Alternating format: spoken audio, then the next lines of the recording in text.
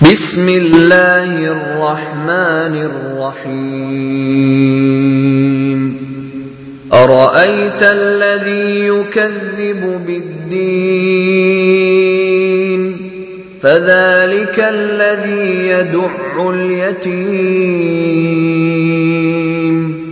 ولا يحض على طعام المسكين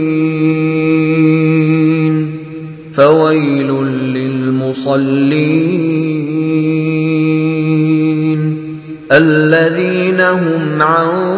صلاتهم ساهون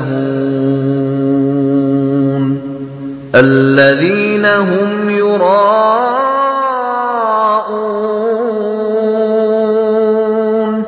ويمنعون الماعون